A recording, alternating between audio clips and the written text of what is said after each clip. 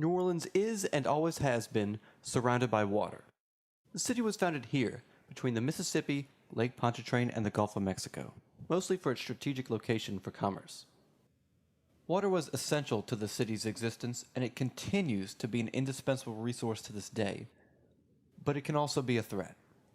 And with the changing climate, stronger storms are expected in our future. After each rain event, New Orleans pumps every drop of rain out of the city as fast as possible. And the harder it rains, the harder our pumping stations have to work. And New Orleans gets a lot of rain. Take this average sized lot. During a rain event, the amount of rainfall could fill a bathtub 170 times.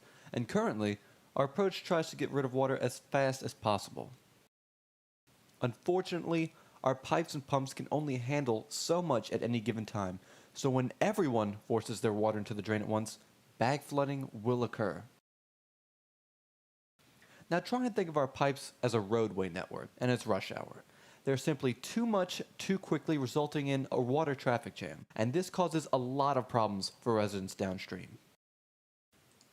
On the surface, localized flooding can damage property and render streets useless, trapping people in their homes and stranding people in their cars. But underneath the surface, something far more destructive is happening. Shrink swell soils are common to New Orleans and contain high amounts of clay, and this clay expands and contracts depending on the moisture levels in the ground.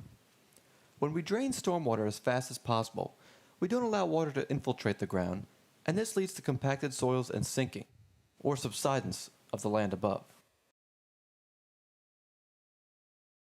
Subsidence results in broken streets and sidewalks, downed utilities, and weakened foundations, all of which are costly to repair for homeowners, businesses, and taxpayers. But New Orleans is working towards a smarter way to manage water with green infrastructure. Green infrastructure uses natural processes to slow and store rainwater. Planted areas designed to capture runoff temporarily store the rainwater so that it doesn't flow into the drain at once. This takes pressure off the city's pipes and pumps and reduces flooding. A portion of the water is then absorbed by the native plants themselves. Next is infiltration. The remaining stored water seeps into the ground, stabilizing the water table below and reducing subsidence. Plants help filter out pollutants both above and below the surface before they soak into the ground or enter the drainage system. But the best part about green infrastructure is that it can fit just about anywhere. Various types are curb extensions, bioretention lots, and bioswales. And even residents can participate by using rain barrels and rain gardens on their own property. Smarter designs reduce repairs to our infrastructure, homes, and businesses. It minimizes local floodings and results in tremendous long-term cost savings. But also it adds an additional benefit of heightened water quality. When rain falls, it absorbs atmospheric pollution. It then collects leaked auto fluids from parking lots, fertilizers from crops and fields, herbicides from lawns and gardens, sediments from construction sites, and chemical agents leaching from old debris. All these pollutants are collected and carried off by the runoff and eventually deposited into Lake Pontchartrain. The pollution is discouraging recreation use, damaging water industries, and overall reducing the quality of life. Luckily, green infrastructure between the source and the destination will help. To demonstrate the full benefits of green infrastructure, let's take a look at a typical development. It has large paved areas and scarce green space, and during a modest rain event, 270,000 gallons of water will run off the site directly into the storm drain. A wider sidewalk with tree wells, shade, and urban bioswales will make it safer for pedestrians while absorbing rainwater. Porous pavement and bioswales can add significant amount of green space and drainage capacity to large paved parking lots. Empty lots can be designed to capture and detain water while providing new neighborhood open spaces.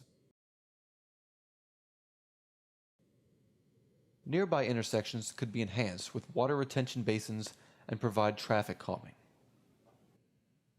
Urban bioswales along the rights-of-way can offer substantial water storage capacity when coupled with porous parking lanes.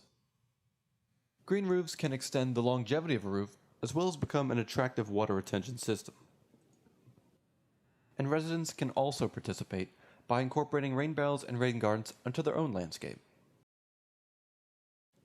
The new layout means reduced flood risk for the entire neighborhood and increased resiliency for the surrounding community. Atmospheric pollution is greatly reduced. Harmful water polluting elements are also taken care of.